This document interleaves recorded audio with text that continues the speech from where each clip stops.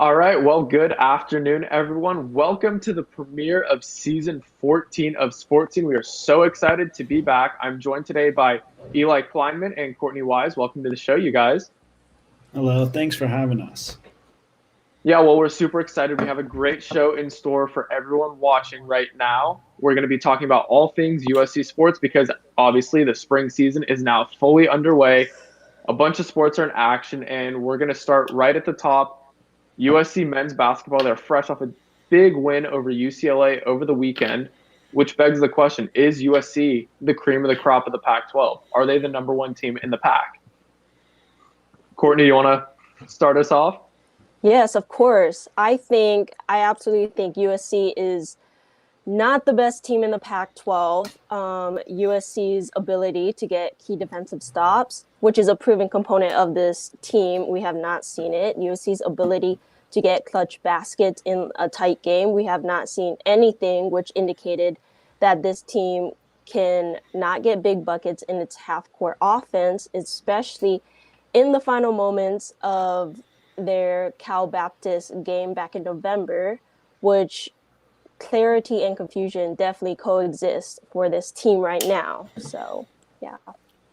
I mean, I understand where you're coming from, where they have missed some key shots. I mean, I think more specifically when I think of missing key shots, I go back to the Oregon State loss that they had where Drew Peterson had the ball. He passed it to Evan Mobley, who Coach Enfield wanted to shoot the ball, but then he passed it back out and nothing came of it. They lost the game. Cal Baptist, though, was the first game of the season. And Taj Edey hit a game-tying three, I believe, with less than a minute to go that forced the game to go to overtime. So USC has been somewhat inconsistent at the end of games, but overall, they have been able to finish out a lot of close games this season because they played in a bunch. And that's why I think they are the best team in the Pac-12 right now. They just beat the team that was in first place, UCLA. Now they are jumped over UCLA into first place. And what leads this team is defense. This team is so long. They're the tallest team in college basketball that it is so hard for teams to get off shots. And when that happens, you don't need to be the best offensive team. When USC scores 70 points in a game, they are undefeated. Like, that is a crazy stat to think about. 70 points is a good amount of points for college basketball, but it's not overwhelming offense. It's about average, which is why their defense is so dominant, and it makes them the best team in the Pac-12. Yeah, I hear you. I'm going to get my piece in first, Courtney, then you can go from here because I have a couple questions for you with that take. But defense wins championships. We've seen this not just in basketball, but every sport. The defensive teams win. You want to look at football? Alabama, what are they known for? Their defense.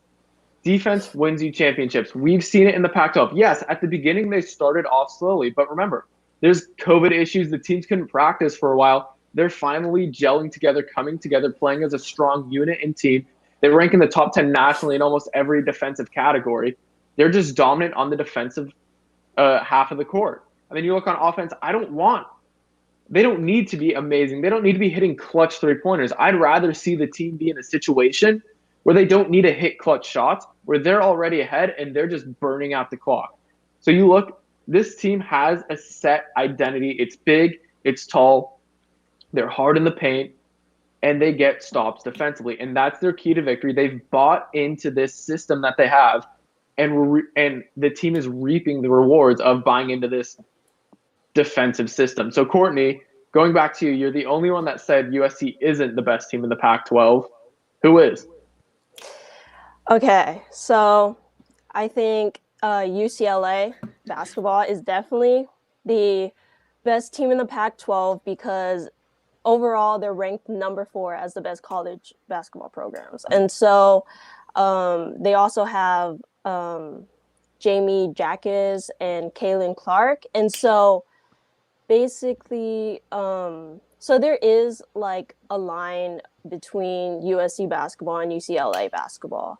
And so what USC, I guess, needs to do is they need to have UCLA to struggle, which I don't see UCLA struggling anytime soon. Maybe. Well, I mean, maybe at the beginning of this, yeah. maybe at the beginning of the season, UCLA was a better team than USC. I mean, they were ranked in the preseason top 25. USC wasn't. USC finally got ranked for the first time this week, but UCLA lost one of their best players, Chris Smith, about I think a month ago to a season-ending injury. And how can you say UCLA is better than USC after what you watched on Saturday night? Because UCLA actually did an excellent job of limiting Evan Mobley's scoring. He scored 9 points, but it didn't matter. They still got blown out because USC showed that they have other pieces around Evan Mobley that can help them win the game. I mean, you know, you look at Ethan Anderson, who put up a career-high 19. Taj Edey is proving to be an excellent second scoring option. He had 16. And everyone else kind of just contributed. No one else, I believe, was in double figures. But that shows how deep USC's team is that everyone can just contribute enough, and then their defense can shut a team down because UCLA scored 48 points, which was the first time they didn't score above 50 all season, which just goes again to show that defense can win championships, and their defense is making them the best team in the Pac-12. Exactly. And Courtney, what you're saying about UCLA being better than USC, how can you say that? They literally dominated UCLA over the weekend. At no point in the game, I think, was anyone watching saying, oh no, UCLA's got this, they'll come back, they'll win. USC looked in control of the game from opening tip-off. This was USC's game to win. They came out, they won the game, they showed we're a dominant team to beat. They're the dominant team in the Pac-12, and they're going to make teams have to really grind out victories against them. UCLA, at the time, was the top-ranked team in the Pac-12. They couldn't even come close to touching USC. USC back in the rankings now at number 20. They're ahead of UCLA in the standings as well. You're looking at this. There's no team in the Pac-12 that is even comparable right now to USC. USC has a set system, a set style of play, set tactics that they can rely on in every situation, and they know exactly how to win games. It's not going to be flashy Steph Curry half-court threes. It's not going to be this offensive explosion you're expecting from that you want USC to have, Courtney. It's going to be from grinding out wins, strong on the defensive half of the court, and then go forward. And if your top option, Evan Mobley, isn't open, go somewhere else and have someone else succeed. It's not a team built around one player. It's a team built around each other. Okay, first of all, back to the USC and UCLA basketball game. So basically the win over the Bruins by USC, they were missing 3 key players. So that's why USC won. And so basically UCLA's coach have like established themselves as the leaders of the Pac-12 to this point. And so I don't see USC like bringing themselves back up. So, but I don't buy that for real quick, Eli. I got to get this in. I don't buy that for a second, though, Courtney. You say UCLA had 3 players injured. Guess what? It's sports. Injuries are a part of sports.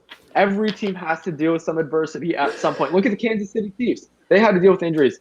Like, the Buccaneers were the healthier team. They won. But that doesn't diminish the fact that the Buccaneers won. Same in basketball. Just because UCLA was missing a couple players doesn't diminish USC's victory. Injuries are something that always have to be accounted for in sports and should never be the reason why a team loses. And you talk about what UCLA was lacking. UCLA also played zone, which, according to Coach Enfield after the game, was probably the first time they had played zone all season. USC was not prepared for that, but yet they adjusted and they still blew UCLA out. The game wasn't really close, and I think the way Evan Mobley's been playing over the last couple games, where he has been more dominant inside, he's been dunking the ball more instead of falling away on these hook shots. He's really starting to play his best basketball. And more importantly, when they do double team him, which is exactly what UCLA did all game, he is an excellent passer to find the open shooter, which USC capitalized on Saturday. Yeah, exactly. And unfortunately, that is all the time we have for basketball. Well, unfortunately for you guys, I'm kind of happy to be done talking about basketball because that's all my basketball knowledge you just got right there. Hope you all enjoyed it. But we're going to move on to our next topic. On Monday, 14th ranked USC Women's Soccer will take on 10th ranked BYU. Do the Trojans need to win this game to show that they're an elite team? Courtney, you started last time, so Eli, take the reins here. I think the answer is no. I mean, look, this team last year made the Elite Eight. They bring back their two best scorers from last season in Tara McKeown and Penelope Hawking. And the two of those players scored 33 of the Trojans' 47 goals. And then you also have to look at the COVID situation. It has thrown every season off. BYU's already played 2 games. This is USC's season opener, which means it's going to take time to adjust. They probably haven't had as much practice time as they are used to. I mean, we've seen that with every sport. Teams start off slowly. They're rusty. They haven't played in a while. Soccer's a fall sport. They moved it to the spring. So it's been over a year since they played their last game, which is why we should expect a potentially slow start. And if they do come out hot and they do dominate BYU, a top 10 win, I think it would be all the more impressive, and it would show you how much potential USC has this season. But I don't think there's an expectation that they need to win this game to prove that. Courtney, I know you think a little bit differently about this topic.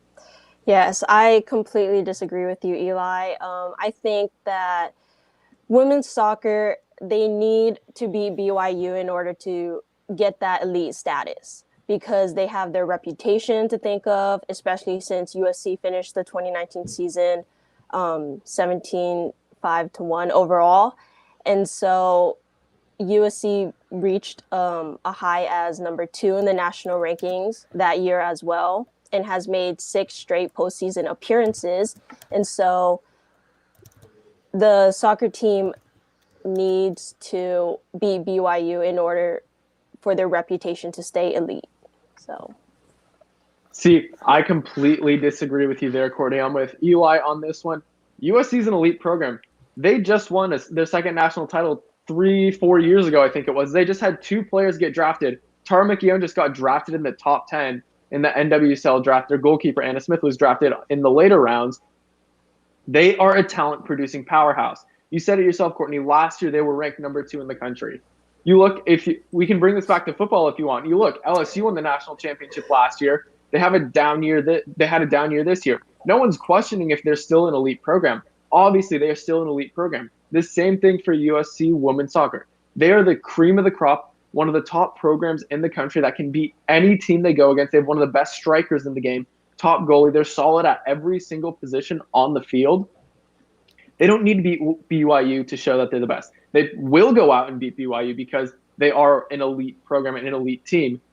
They are one of the top teams in the country. They will be very successful this year, but it's not going to be hinged upon this game against BYU. They've solidified themselves as an elite team in college soccer over the last 10, 15 years.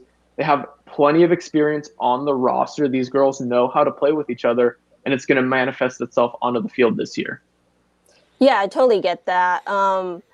But I think that the Trojans, they have the highest scoring duos in the nation as well. So they have Tara McKeown and Penelope Hawking. And so combined, they scored like 33 of 47 goals last season. And so I think that going back to their reputation, they need to prove themselves since they like jumped down from number 2 to number 14. And so that's what I think. So I get the idea that they need to prove something. And I think they eventually they will need to prove themselves. I don't think it's in the first game of the season. And more importantly, when you look at Pac-12 women's soccer, they don't need to prove themselves in an out-of-conference game because their conference is by far and away the best conference in the nation. As Bill Walton likes to say, it is the conference of champions, especially for women's soccer. Last season, 3 Pac-12 teams made the women's soccer Final Four, and USC was an Elite Eight team. They made it to the Elite Eight last year. They lost just a couple players. They bring back, like Nick said, a lot of talent at all positions. So I think they don't need to prove themselves in their first game, and they will have plenty of time to prove themselves throughout the season because their conference is so deep. Stanford is the reigning champion. Washington State and crosstown rival UCLA both made the Final Four. There will be plenty of time to play elite teams this season. It doesn't all hinge on one game. No, exactly. And continuing on that, USC Women's Soccer is a professional grade team. You look, there's a professional pedigree to almost all these players. You can make an argument. 50 at least for a college team is 50% of the college roster, at least, which is impressive, could easily play in the pros. This is a professional team playing at the college level. Like Eli was touching upon, they play in the toughest conference in all of college soccer. You have Stanford, you have Washington State, you have UCLA. But then you also have Cal, who has done a great job developing players over the last couple of years, most notably Alex Morgan. Heard of her? So you look, the Pac-12 is the conference to be in. They are facing the toughest competition. The BYU game, these girls see this game as a warm-up game. They're ignoring the rankings. They don't care that they're 14th. They don't care that they're playing against number 10. What they see is, we're USC. We're going to go play against BYU, and we're going to kick them in the mouth. We're going to go out and play and win. And that's how they need to view every game. This is a team that can and will. I'm saying it right now. They're going to win the national championship this year. Yeah, I'm dropping that prediction. First show, I'm feeling wild. I'm going for it. They have the talent. They have the skill. They have the top scoring duo in all of college soccer. You look at the professional level, that's one of the major keys to success is having a major, great scoring duo. Not one player, but 2 or 3 multiple players who can get in on the mix. And you look, the competition they go against during the regular season, they're going to show exactly why they're an elite team. They don't need to prove it. No, they already are. Yeah, and, talking about they lost a couple players to the the professional league last season, but what they didn't have last season is midfielder Savannah DeMello, who was injured for the whole season. So they bring her back. They bring their starting goalie back. Actually, both goalies, because their starter last year got hurt, but their backup played well. So when you look at it, they bring so much back, and Nick's take was, that's a bold take to start the season. I'm standing before with the it. season. That's a preseason pick. But I think they certainly will be one of the best teams in the Pac-12 and certainly have a solid chance of winning the Pac-12. So I don't think they need to win this one, because I think when you look at it, if they succeed in conference play, they will be just fine. So real quick, Courtney, before you go, I want to ask Eli this, because you're saying how they don't need to win this game. Do you think they need to win other games in their season to show that they're elite? Moving it a little bit broader from just the BYU game, but for both of you, this whole season, what games do you think they need to win to show that they're elite? I think they need to be one of the top teams in the Pac-12. I think that's more importantly the goal for the season, is to win the Pac-12. So even if you lose to BYU, but you somehow win the Pac-12, which I don't think is that far of a stretch for this team, considering how much talent they're bringing back, then I do think that they'll show everything they need to in conference play. Yeah, what about you, Courtney? What do you think? Do you think it solely rests on this BYU game, or is it something that stretches across the season? Well, I think that they can also go to the national championships, although it's still preseason. But I also think, why not start strong on Monday and beat BYU, the 10th ranked team in soccer? And so I also think that they should be able to beat Stanford too and Cal, which are 2 very strong Pac-12 teams as well. And so, yeah. I like that. I think we all want to see them beat Stanford and Cal. I think everyone would love that. But yeah, women's soccer, I've said you just heard me. I think they're going to win the national title this year. They're just such a strong, deep team. I think one of their advantages is they have consistency across the board. They have a bunch of returning players. They all know how each other works. They know how to play with each other. And so I think they're going to be one of the most successful teams, especially due to COVID. They understand how to play with each other. But moving on to our final topic, I know all three of us are excited for this one. You guys watching are in store for a great little segment that we're going to be doing. And we're all going to be basically which USC team is in the best position to succeed right now? Who wants to go first? You know what? I'll go with Courtney because Courtney, I know you had Okay, yeah. Yeah, I'll go first. So the best team to succeed this year or this upcoming year, I think it's the football team. Okay, and so you know who's coaching the football team, right? Yes, I know, Clay Helton. Head coach. Yes, but they also recruited really good guys for this upcoming year, which I think that they can go back to the Pac-12 championship and win that, and then they also can go to the college football national championship as well. We got the number one recruit in the nation. You guys can wait. Our producer just got super excited right there. So can we just take a moment to put this down? Courtney is predicting USC to go to the college football playoff. Like, I don't think any USC fan is on that boat either. I don't think the most delusioned SC fan would think that. And you thought I was crazy for saying SC Womens Soccer would win a national championship. So, Courtney, why is SC going to reach the college football playoffs? Well, first of all, we're ranked number 8 in recruiting. We just got the number 1 national ranked football player.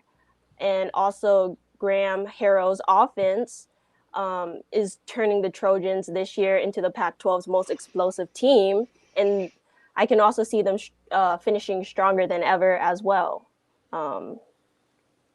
Which will set them up for success this upcoming year. So, all right. Eli, do you want to go? Yeah, sorry. I just feel a need here. So here's a couple things. So you're right. We are great at recruiting, but recruiting tends to take a couple years to really make a huge impact. But Corey Foreman, the number 1 player in the country, will probably make an impact this fall.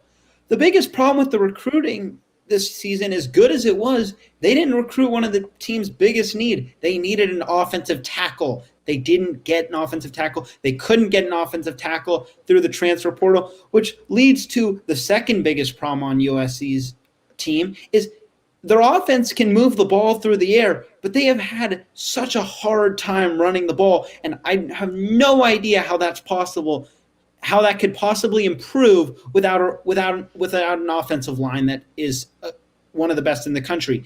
I think the trenches are one of the most key positions in football, and USC is lacking on the offensive side of that, which means running the football is going to be hard. Protecting Keaton Slovis is going to be difficult. Those problems plagued USC last season. I'm not sure they're getting any better. Yeah, Courtney, what do you have to say about that? Yeah, I get where you're coming from, but I think this year the Trojans have the weapons to compete, and it will be a factor. And so how much of a factor depends on their willingness to improve and learn. And so. All right, see, look, here's the thing. Clay Helton is still the head coach. You could give Clay Helton the Buccaneers and have them play in the Pac-12 with Clay Helton as the head coach. Guess what? Clay Helton's still going to find a way to lose to Oregon. It's going to happen. He's still going to find a way to choke the job. Until Clay Helton leaves, I don't see any real progress coming for USC football. But we're going to move from, wow, that was Courtney's wild take, I guess we'll call it. I'm going to go, I guess, you know what? We'll go with Eli first. Eli, what's your take? Sure. So when I look at what team at USC is in the best shape, I'm looking at where they are now, where they've been in the past and where they can improve. So my team that I think is in the best shape is USC Women's Basketball. It's a team that has made the NCAA tournament just once since they did in 2006, but This team is in position potentially to make the tournament this year, and they only have 2 upperclassmen on the whole roster. They have a grad transfer in Jordan Sanders. They have a junior guard in Desiree Caldwell. And guess what? Both are coming back next season, which means they bring their whole cast back next season, including last year's Pac-12 Freshman of the Year, Alyssa Peely, this year's leading scorer in India Rogers, and then they have a guard who has been out for over a season now because of injuries in Shalexis Aaron, who has made an instant impact over the last couple weeks. USC right now, USC women's basketball has won 7 of their last 9 Pac-12 games, and they early in the season, dealing with so many injuries, which has been a huge issue for them this year, they almost beat a top 10 team in Arizona who's taken down some other Pac-12 powers.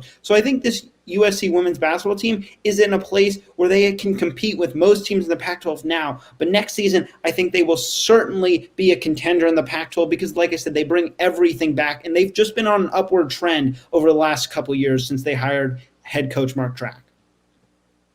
Well, actually, I like that a lot. It looks like, I don't know a whole lot about women's basketball, but what you just said about come on, guys, you know me. I don't know a lot about basketball to begin with, but I like that stat that you brought up about the whole roster coming back. That's huge because we've seen in every college sport, one of the biggest things is returning players, having people come back. That's going to be huge for the team next year. Unfortunately, Eli, this is about what team is in the best position to succeed right now, this season, their season going on right now. And there's only one right answer to this question. You guys knew this was coming at some point, especially in the spring. It's USC men's tennis. They speak for themselves. You watch them play. Just look at the rankings. They are the number 1 ranked team in the country, with the number 1 singles player in the country, with the number 1 doubles team in the country. They've swept all the number 1 rankings they can get. They were USC's only sport to win a national championship last year. Yes, it wasn't NCAA's, but it was indoor. It's still a national championship. They just got their rings for it. This is one of the most dominant teams that USC has, and it's gone under the rug because I haven't been here to talk about it. Well, now I'm screaming from the rooftops. Pay attention to USC men's tennis. They are winning the national championship this year. They are a dominant team. They lost one of their best players. You want to know how dominant this team is? Last year, their roster, then they had the number 1 ranked player in the country. He wasn't even the number 1 player on the team. That's how stacked this team was and is this year. They've brought in some new players. There's this freshman Lodewijk Westrade from the Netherlands. Hadn't really heard much about him. I've watched him the last couple of matches. This dude can play. He's dropped bagels, breadsticks on everyone he's playing against. He's dominant. This is a team that looks so strong, so solid. There's no way they don't win the national championship. I'm sorry. I'm going on a rant, a monologue, a tangent. I will because they don't get enough credit. Nick. You talk about they're in the best position. They may win a national championship this year. No, not maybe. They will. Okay, they will. Sure. But are their 2 best players seniors? Yeah, I'm pretty sure they are. Their best singles player, their second best singles player, and their best doubles duo they're seniors. So it's a 1-year thing. This is their year to shine. This is the best position right now, though. We're not talking about in 5 years from now, 6 years from now.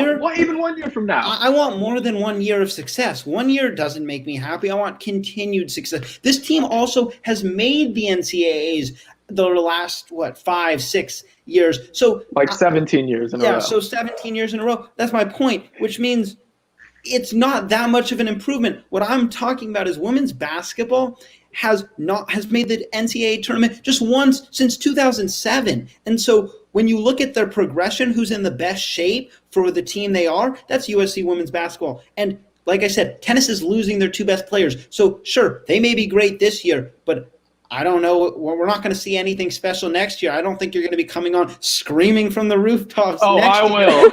About Eli, I don't think you know me. This is our first show together. I will be screaming it from the rooftops next year. Eli, and you'll be wrong. You'll be wrong. You'll just clearly be wrong. But tennis loses players every year. Yet every year, they still are one of the best teams in the country. Did they win a championship 2 years ago? They won the Pac-12 championship. I'm talking about national championship because you're talking about national championship. They reached the tournament. They lost, I think, in the Elite Eight. Okay, did they win it the year before? No, but they won 4 in a row in 2013, 14, 15, and 16. They've forfeited. No one's done that in college tennis. They have the number one player in every single category this year. They have a strong Eli. Oh my God, you're gonna make me lose it, Courtney. Courtney, jump in. You need to say something before I lose my mind. Okay, I get it. Where both of you guys are coming from. I get it that tennis is just number one ranked nationally. And so, but I believe last year was a fluke. Like the tennis team, they're probably not going to win the national championship again. Like, what is the continued success for USC men's tennis? Like, they just won a national championship. What's next for them? Considering they've won 4 national championships in a row, I think that's something they can achieve. That was, what, 6 years ago? Come on, Nick. Live in the present. Stop going back 6 years. Oh, my Stop living in your glory days. Yes. Guys, they have 21 titles, the most of any school in any sport. And USC football has 11, but they haven't won one in 16 years. So, okay, that's great.